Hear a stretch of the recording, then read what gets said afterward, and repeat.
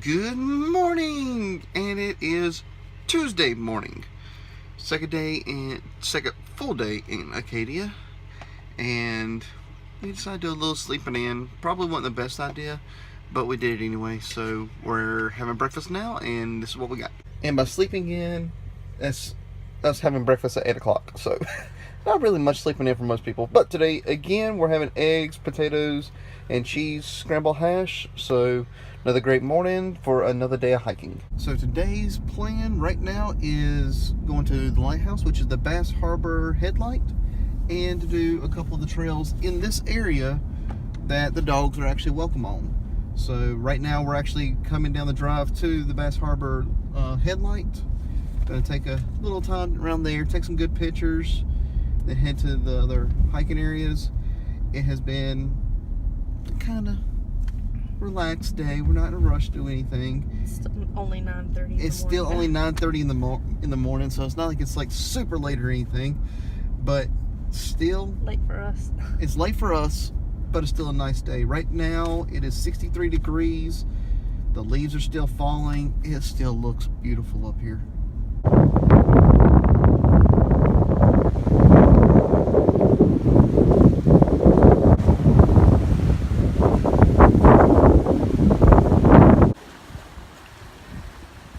Trying to get an angle where the lighthouse is right behind me.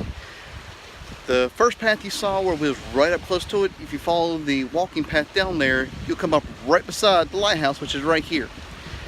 If you want to come down here where we're on the rocks, where you'll see most of the pictures ever taken of the Bass Harbor headlight, there's a walking path from the parking lot just to the left. It's maybe an eighth of a mile. Leads down a set of steps down here, and you'll be down here at the rocks where you can take your pictures of the Bass Harbor headlight. You have to get out here. It's a little bit precarious. You're gonna have to get out here on the rocks, but I got out here just fine. They're not slippery, but just to the right of me where the ocean is, if you're here at the wrong tide, then yes, you might have some waves splashing up on you. All right, we have left the lighthouse and we've just come down the road maybe a mile. And there's the two trails we were talking about. This is the Wonderland Trail, a small parking lot just off of the road, and we're heading into it right now. I'm not sure how long they are, but we'll tell you whenever we get back out here to the entrance. I'm weird. One of the first things I noticed while coming on this trail is the smell of the trees. We don't smell them that often back in North Carolina. And yes, pay attention to my glasses right now, because you see somebody dancing in front of me, but she's not on camera. I just love this red plant. I know it's not typically red, but right now it is red that just covers. It's a great filler material between all the trees.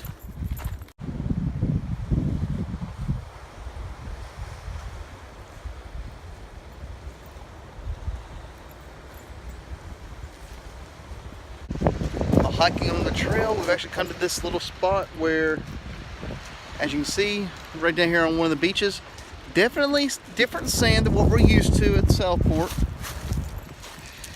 Got some pebble stone too, and definitely a nice view looking at everything out here. It's quite amazing.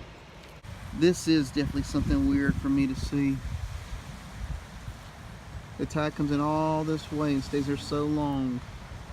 But this is usually underwater, I'm guessing.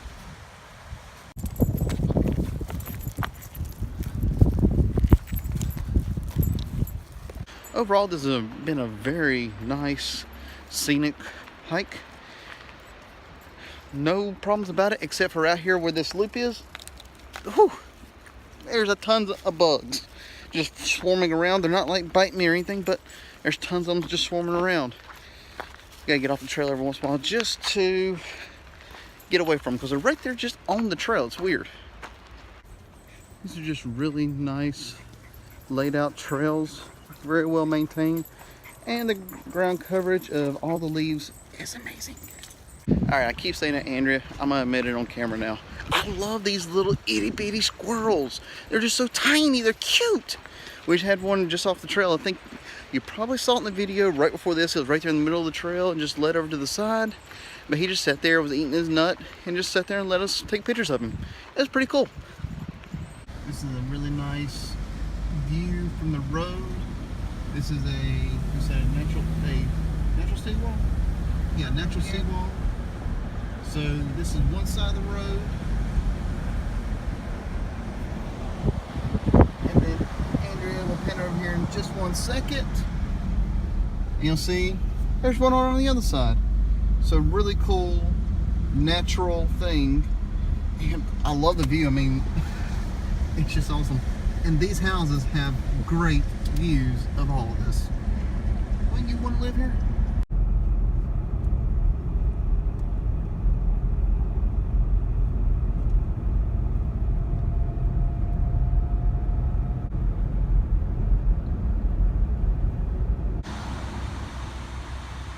This is one of the 2 gatehouses for the old carriage roads. And there is the gate leading to one of the carriage roads. Flash forward to the future, and you missed lunch. Lunch today was a black bean soup. I think black bean and quinoa soup. Pretty good. We have made plans for this afternoon, and that's going to be more carriage roads. So we're actually going to try to get back to Jordan Pond to hit a couple of the carriage roads over there and do one of the loops. There's 3 that we're looking at. Just depends on time on whichever one we do. Then back to the shower house for showers before coming back here to make supper tonight. And yes, we already know that too. But first, on to Jordan Pond.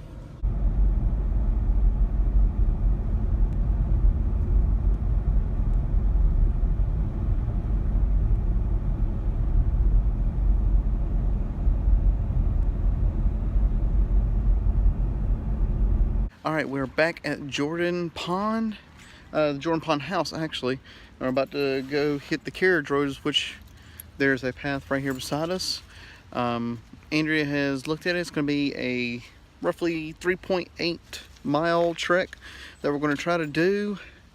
So hopefully it won't be that bad. It actually feels really nice out here outside, so should not expect to get too hot. But also, hopefully there's not a lot of people around. Also, Andrea just showed you a video of another carriage road bridge. It's actually one that is on the entrance that we came into the park this time. It's actually one of the shorter one with a 10-foot 4-inch clearance. So definitely there's no RVs, no trailers, no big vehicles allowed on the auto loop for that reason, because you have some short clearances. One thing that's great about the carriage roads is anybody can be on them. Hikers, walkers, bicyclists, horses, pretty much everyone's welcome except for motor vehicles. And Andrea just reminded me, in the winter, during the snow, you can cross-country ski and snowshoe on these same trails. So pretty cool. As Andrea puts it, the trees are getting decorated for Christmas already. Looks like from those trees with the leaves falling onto the pine trees that they're already decorated with Christmas ornaments. Yep. Yep, they're all decorated up for Christmas. Now they just need lights. And since we are here at Jordan Pond, I'm going to speak about the Jordan Pond gift shop, because we are here when it's kind of off season. A lot of stuff's already closed for the season. But the Jordan Pond gift shop is open, and so far they've had the best selection and largest selection of the novelty Acadia National Parks shirts, sweatshirts, the stickers, magnets. We've already bought our share of what we wanted. So definitely that's a place to look at if you're looking for a wide selection. The visitor center has a smaller selection, especially for shirts. They only had one style of shirt whenever I was there. Oh, they do have the what you want. Yes, but they do have the one sticker I want. So no matter what, I gotta go back to the visitor center because they have the sticker for the turd I gotta have. But definitely check out, like I said, Jordan Pond gift shop to get any novelties, t-shirts you want. Here's a look at Jordan Pond and the bubbles, which is small bubble and large bubble, I think's what they're called. Compared to the carriage roads from yesterday, this is a whole lot more populated, and it might be because the Jordan Pond Gift Center is right here by it. But definitely well taken care of, an enjoyable hike uphill again. Being here this time of year has been really awesome, especially seeing the color change like what we planned to come here for. I'm not sure what it looks like in the spring and summer, but I imagine it can't be this nice. But still, we'll be back. We're going to be back probably real soon. Especially by that big smile on Andrew's face I see right now. She usually wants to go to everywhere at least once before we go back to make a second trip to somewhere. I don't think this will be one of them. I think we'll be back pretty soon on this one. Probably as soon as the fall comes next year at the latest. But anyway, it's definitely somewhere for everybody to check out at least once. Definitely come. And if you got a choice, come in the fall. Come see the color change on the leaves. Less people, which is always a plus for us. And it's nice and cool. It's very nice. 50s, wonderful weather. Is it just me, or are these carriage bridges just amazing? Okay, I gotta reshoot this for this.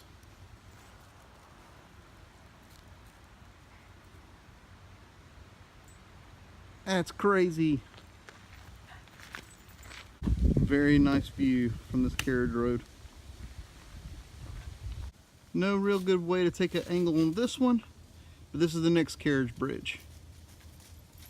I know we've taken a lot of pictures of colorful trees, but I'm sorry, I can't get tired of them. And still, this is not capturing the same colors.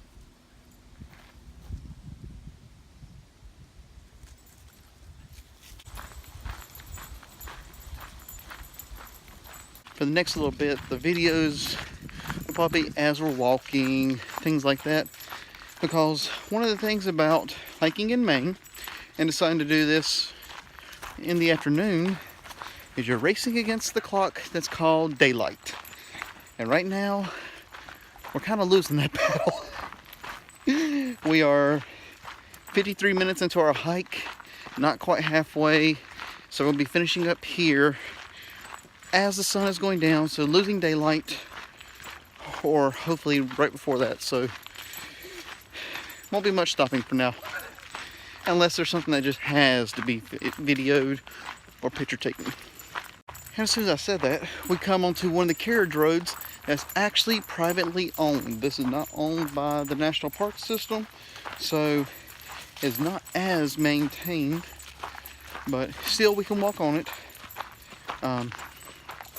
Just don't know how much of it actually is privately owned, but this section that we're doing is just under a half mile.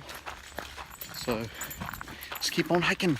One thing to say about the privately owned carriage road, at least this one that we're on, which is between intersections 22 and 32, you can definitely tell a difference. It's not as maintained as you've seen the other ones. The gravel is larger rocks, so it's not as smooth as what we have been used to. And there's also one thing about the privately owned ones: no bicycles. So you can still do horseback, still walk on it, still take your dogs, but no horseback. I mean, no bicycles. New fun fact that we found out about the privately owned carriage roads: you actually don't have to have your dog on a leash. So if your dog is well behaved, unlike ours, you can have them off the leash to go. No, it's our fault. Yes, it's our fault. We didn't train them. They were house dogs. They were house dogs. They weren't trained to be outside all the time, so that's our own doing. But if your dog is trained, like the woman and the poodle who we just met, then you could gladly have your dogs off the leash for the privately owned carriage roads. Just thought about it. I've been showing you a lot of this, not a lot of what else you might see. This isn't the best example, but still. There's those Christmas trees ready.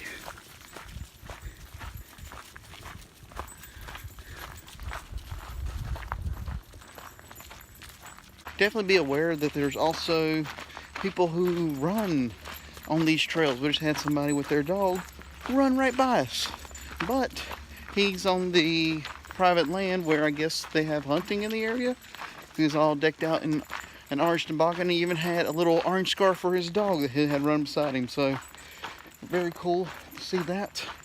We're almost well, actually probably about where we are right now. We're about 3 miles in. You can tell very much that the girls are tired. We're a little tired because we're trying to get to the end before it gets dark. I'm not tired. I can hike all day. Okay, she says she can hike all day, so let's keep going! A couple times we've tried to do the big reveal for the bridges, and we've kind of failed. Let's do a little reveal for this one. As we see it, you're seeing it. Pretty nice. Yeah. Looks very cool. Looking down that way, and I'm sure that after the snow melts in the spring, that is completely full.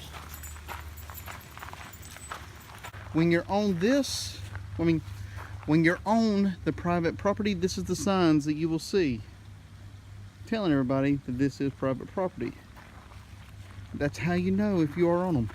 And that bridge, which Andrea just said is actually her favorite so far, is on the private property just barely. So we're now in the home stretch. 0.3 left to go between intersection 25 and 16. Pretty sure we're good on daylight, so that's the best part. Girls are definitely winded. Me and Andrea are definitely winded because that last half mile or so was all uphill. So time to get to the parking lot. Time to get ready for dinner tonight and relax. Hari sees the light at the end of the tunnel, and by that we mean the intersection. But yet, she's got to take a moment to smell something. So with going up to this intersection, that will be 3.8 miles on the carriage roads done today, and including the hike that we did earlier today, which was exactly 2 miles. That puts us at 5.8 miles today hiking. That's the most these two girls have done ever that I can think of in one day. So they have done awesome. They've done amazingly, and they're still hiking their butts off. So after finishing up that loop of the carriage roads and including the other ones we've now seen 10 of the 17 carriage bridges on the carriage roads. And was trying to figure out yesterday how many were there. There's 17. And John D. Rockefeller is the one who financed 16 of the 17 bridges. And he also purchased a large portion of the land for there to be an Acadia National Park. So you have a lot. Acadia has a lot to offer, and all thanks to, well, not all thanks to, a lot of thanks to John D. Rockefeller Junior.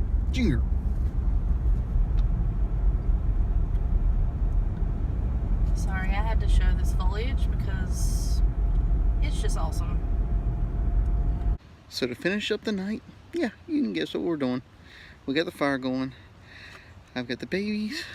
Ari's right here. Andrea's over there, which you actually cannot see. And Cora, but we're going to finish the night here. Finish up our last little bit of firewood and enjoy the night. With it being Tuesday, let's hear. Get this one quick. October 24th. That means today is game 1 of the World Series. So hopefully, yes, I still have hope for my Dodgers. Hopefully the Dodgers will actually have a great game tonight. But no matter what, this is going to be a great series. Because for me, it's actually a win-win. Because people who actually know me, have known me for a while, I've actually been kind of a closet Astros fan since the Biggio Bagwell days. So for me, I was like, I can't lose this series. But I hope the Dodgers do good tonight. But no matter what, it'll be a good game. So with that, we'll see y'all tomorrow. Weather tomorrow is supposed to be kind of rainy and overcast, so we're actually not sure what we're going to be doing tomorrow, but I'm sure that you'll know as soon as we know what we're going to do. So we'll see you then.